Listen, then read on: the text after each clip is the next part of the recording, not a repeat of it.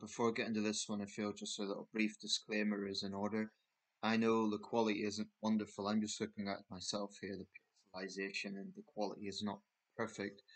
But when I make a video, I always listen to it myself, and I wouldn't post something that I wouldn't watch myself, or I wouldn't be able to hear myself. So it's just about good enough to do that. So when I can afford it, I'll probably get a better laptop and with that, better quality videos. But the way I work is if it's passable, if it works, if the audio is okay, if the image quality is okay, I'll still post it if something needs to be discussed. I mean, that's my main focus. The issue needs to be discussed and putting it out there. The quality is not 100%, but this is a small channel. So anyway, that's just an observation. Right, so I want to follow up a bit on this Cincinnati thing. I posted two videos related to that, one about the initial violence and one about the council member Victoria Park who disgracefully tried to defend it. And I had one idiot actually come onto my video to say that she was correct. I kept this comment up just to expose, because I don't think that just deleting unpleasant comments is necessarily the most educational thing to do. Sometimes it's good to expose these people, just let them spew their nonsense so that others can see, um, just for context, to see what's out there. So, few developments on the Cincinnati case. There has been a few more arrests, I believe, so 6 arrests altogether. There were definitely more than 6 people involved in the violence. I wouldn't want to say exactly how many, but it was definitely more than 6. One thing that's come up a few times is that alcohol was involved. That's probably true. It was 3 in the morning. I understand this was at the fringes of a jazz festival. It's very likely that alcohol was involved. Um, but that doesn't minimize what happened. It doesn't, I don't think we could just say this is a drunken brawl. And I have a big problem with this being described as a brawl or a fight, because a fight insinuates a kind of semi-equal basis. It kind of insinuates that you'd have 1-on-1 or 2-on-2. I mean, to use a boxing analogy, you wouldn't put a super heavyweight in the ring with a lightweight. Well, when you have a mob of whatever it was, a dozen people, 20 people, I think it may have, I don't know what the exact figure was, it was definitely more than 6 though, against 2 people, it's clearly an unequal situation. So that's why I have a big problem with this being described as a brawl or a fight. How did it start? Well, witnesses are saying different things. Apparently, one of the victims may have used a racial slur and thrown the first punch. I still maintain it's no justification for the mob violence. If he had done that, then the other party would have had a right to defend himself. What's indefensible is mob violence. That's what I've got a real problem with. And disturbingly, some of the witnesses were almost kind of justifying it. Like, oh, well, it went a bit far, but he started it. You know, um, Regardless of who started it, mob violence is an ugly, ugly thing, and it should never be condoned. Never. Um, so that's just should be a no-brainer. I do feel I need to clarify my stance a little bit because I feel people have somewhat misunderstood my take on this. Um, and, people have been commenting on cases involving violence against black people in America. But I've been very consistent on this channel. I can hold my head high. You see, I think the problem in America is there's a tribalism when it comes to race. So anyone watching this video, um, particularly honestly if they're black, will immediately see white guy. So, he's condemning this violence, but he's going to turn a blind eye to anti-black violence. The thing is, I really don't. I could understand that criticism if I was just biased and I was only talking about this because the victims happen to be the same ethnicity as me. I don't know these people. I don't know anything about their personality. I might not even like them as people. But what I see is a mob attacking 2 individuals. I know nothing about them. And the thing that I am absolutely adamant about is if this was a black couple and it was a white mob, I would be equally disgusted and very likely making a video about it. In fact, some of the most sickening images I've ever seen are those of black victims of lynchings in the not too distant past. You know, some of it still within living memory. The Emmett Till case is well documented. That's because it was one of the last high profile cases. But before that, you had white mobs in the deep south lynching black people in public in daylight, even selling postcards of it. It was sickening. And, you know, they would torture their victims. It was even worse violence than what happened in Cincinnati. Well, significantly worse. In those cases, people died. But I think there is a tribalism in America when it comes to race, and it's, you know, a lot of countries have sensitive issues. For example, in Thailand, if you say anything about the monarchy, you can go to prison. In a lot of Islamic countries, it's anything to do with the Prophet. In America, it's race. Race is a powder keg in the United States. And I'm not saying it's the only country that's had racial issues. Most countries have on some level. In fact, in Asia, Malaysia has had a history of racial violence, and that's why they're very sensitive regarding racial harmony. Indonesia has as well. But America, certainly among Western countries, I think it's exacerbated. I mean, France and Britain have definitely had racial problems in the past and recently, but with America, it's just magnified so much. Um, so put it this way: if this incident, if the victims are black, it wouldn't be news. It would be maybe local news, and that would be it. But when you have victim and a perpetrator who are different or who are of different races in America, that will be news. There was a conservative black commentator, prominent, and his name eludes me off the top of my mind. A prominent black conservative. He said that racism isn't dead, but it's kept on life support by people who want to perpetuate this. Point he was making was there will be people who will always try to find racism. Now, some might say I'm a hypocrite in saying that because I'm saying that this may well have been a racial hate incident. I agree that alcohol was probably involved, but if you have a group of black people and you have white victims and there's other black people joining in, why would they do that?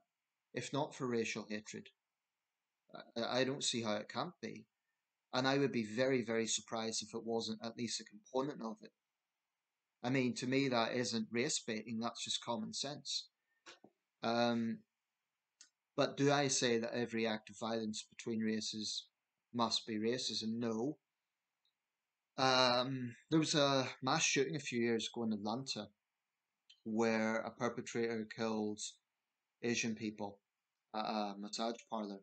But some of the victims were also white, and that was called a racial hate crime. Now, the killer himself claimed it wasn't. Who knows? I think it was understandable that it was seen that way because this was in the backdrop of other Asian hate crimes that were going on across America at the time in the wake of the pandemic.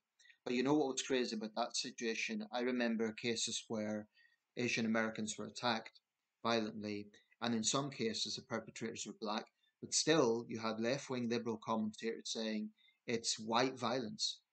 So that's insane. You have a black perpetrator attacking an Asian person, and somehow that comes down to white supremacy.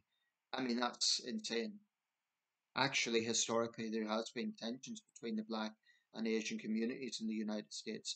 This was particularly the case in the Los Angeles riots in 1992, when there were ongoing tensions between Korean shopkeepers and the black community there. Um, but this is one thing about the liberal left. They always say that all the problems in America could come down to white supremacy. It's lazy. It's not accurate. A lot of the problems can, but not all of them.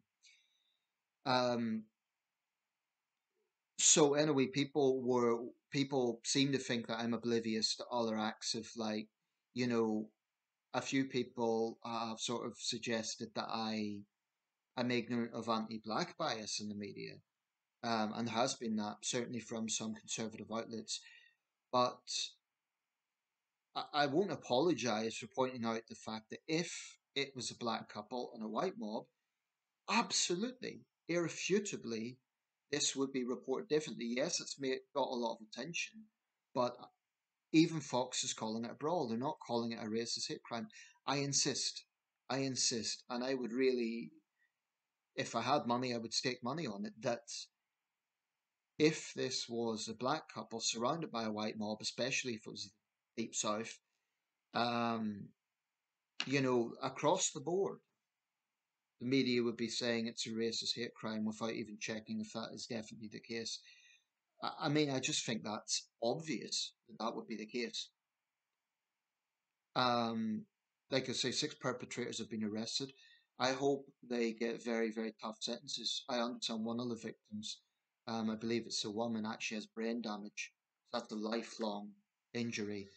I hope the perpetrator, one of them, perpetrator, but there's use plural, one of them is a career criminal, a violent thug who was already released early by a judge on a bond. He should never have been out of prison. I hope he really gets a book thrown at him. I would say for this, I'd give him at least 12 to 15 years, at least. A violent assault on a defenseless woman. Um, it's a troubling case, but in highlighting this, I'm not saying for a second that there isn't violence against black Americans. Of course there is. But this is the thing. People have this reactionary attitude. Oh, because you're a white guy, you're ignoring that. Well, I've often spoken out against police brutality. I've spoken out against gun violence. Most of the perpetrators of gun violence, at least mass shootings, tend to be white men. I'm a white man, and I acknowledge that. But this is the problem in America. You cannot even talk about these topics without people getting into this tribalist mindset, us and them. I got a bit of heat recently for my criticism of Muhammad Ali, the boxer. Um, and yes, it was a different time, but so the excuse is, oh, well, Ali was speaking in the context of that time. It's probably true if he were a prominent boxer today and saying those things, he wouldn't get as much support. That's probably true. He'd probably get more of a backlash. Although he did actually get backlash then as well. People forget that. People forget he was a polarizing figure. I stand by everything I've said about Muhammad Ali. The man was a segregationist. He was. And if you want to say, um, the typical response to that is you weren't walking in our shoes. You need to educate yourself about American racism. No, I don't. This is a subject I'm very familiar with. I know about Jim Crow. I know about segregation. I know about that institutional racism that was very much a product of American society. Um, I'm absolutely aware of it. But again, I put the case that other black boxers of that time, George Foreman, Joe Frazier, even Sonny Liston. Some of those guys had far more reason to be better than Muhammad Ali. Ali came from a middle class background. Sonny Liston and Joe Frazier really came from hard scrabble backgrounds. Liston had spent years in prison. You'd think he would, if anyone would have resentment against white America, it would be Sonny Liston. And maybe he did, but he didn't race bait in the same way Ali did. That's just the facts. I always find it incredible how people love to shoot the messenger. Someone tells an inconvenient truth because of the fact that Ali was a cultural icon. Oh, you can't say that. You can't criticize him. Well, actually, he was a man. He was flawed, like the rest of us. So yeah, he can be criticized. Um, Ali publicly attacks miscegenation, that is to say, the mixing of races, At a time when mixed race couples were facing discrimination, Ali publicly attacked them. Now imagine the most famous African American in the world publicly saying that, what you were doing was immoral. Not that it was any of his business, but yeah. So that's why I'm not a fan of Ali's politics and Ali's race baiting. I still acknowledge him as a great athlete. I think he's one of the best. I think he had a great versatile style, and yeah. But Perhaps that's one example of what I'm talking about. You dare to question a black icon and you're immediately pounced on. You're an ignorant white guy. What do you know? Um, well, there's plenty of white icons I could criticize as well. Um, so what I was really drawing attention to with that video regarding Cincinnati, I wasn't trying to say that this never happens to black people. Although I would say if it happened to black people in that way, it would be reported in a very different way. And it is that media inconsistency I'm talking about. Now, one of my subscribers, one of my loyal subscribers, Kosh, KX, thank you for your contribution. You always leave intelligent, thoughtful comments. You did mention this thing about media bias, and I partly agree with you insofar as there's media bias on both sides. But again, even Fox News was reporting this as a brawl. There has been media bias in terms of, for example, when the Black Lives Matter stuff was going on, right wing media outlets were had this knee jerk defense of the police, and they did underestimate the issue of police brutality. I think they did. So I recognise there's bias both ways, and I do think the media has a hell of a lot to answer for in perpetuating tribalism. I am very angry with the likes of CNN for the way they cover issues like this. They are very, very inconsistent. So is the right wing media in their way. I mean, we think the BBC is bad in this country. We think there's bias in this country. American media, it is so unbelievably tribal. They don't even try to hide it. It's so glaringly obvious. And you know what they'll do? CNN will have a token conservative, Fox will have a token liberal, but the bias is just so glaringly obvious. And I think it is a severe problem. So, Kosh, you mentioned the lack of media trust being a factor. I think you're right. Um, so they do have a lot to answer for. There's one thing I want to raise. This isn't really worth a video in its own right, but I will bring it up. A few people have used this term unalived. I don't really get that. Why the euphemism? Unalived. Why not just say killed or murdered? I mean, one comment spoke about the Las Vegas massacre and the fact that Stephen Paddock, a white man, had perpetrated that, 60 people killed. Well, again, I am very aware that most mass shootings are carried out by white men, and I'm sure I covered that case at the time because it was America's worst mass shooting in recent years. But someone used the term unalived. Unalived? Why do we use these euphemisms? I mean, killed, murdered, unalived? I don't know. Maybe someone can give me more info about why that term is used. I don't get it. You know, it's a strange euphemism. Just say murdered or killed because that's what's happening. Maybe someone can explain what that unalived thing's all about. I don't. With all due respect, I don't understand that. It seems like a strange euphemism to downplay murder, killing. Okay, I'll wrap this up. But this is one of the reasons I'm pleased I don't live in America. This is not to say Britain doesn't have racial sensitivity. We certainly do. But I see some of it being injected from the United States into this country. Certainly, some of the woke identity politics has been injected from the United States into this country. And we don't need it. I'm not saying that Britain is perfect, far from it. But I think a lot of it is brought about from the American cultural discourse, and we don't need it here. Um, so going forward, the thing is, so long as there is this bias, it has to be called on. So I don't feel any guilt in making that video and drawing awareness of the fact, wait a second, if this was the other way around, it would absolutely 100% be reported differently. I'm not going to apologize for pointing that out because it's true. And I know myself that I'm consistent. If people want to be tribal in their mindset, if they want to say, oh, this is a white guy, what does he know? That's their problem. It really is. I know that I'm consistent. I know if the victims were black, I'd be taking exactly the same attitude. I abhor racism in all its forms, and I've always condemned white racism. So this this ridiculous notion that because I'm condemning potential black racism, and therefore a white guy in denial of white race. It's nonsense. What I would say is if you're black and you're condoning this, you're the racist. If you're trying to say this is okay because of historic racism, it's my people, you're being a tribalist. You're condoning violence, you're condoning racism. And you know better than the thugs who've done it, really. Um, it's just a simple thing of two wrongs don't make a right. If you're against racism, be against racism. Don't say, well, it's fine if it's my people doing it. That sort of tribal mindset is fucking pathetic. Sorry for the language, but it pisses me off.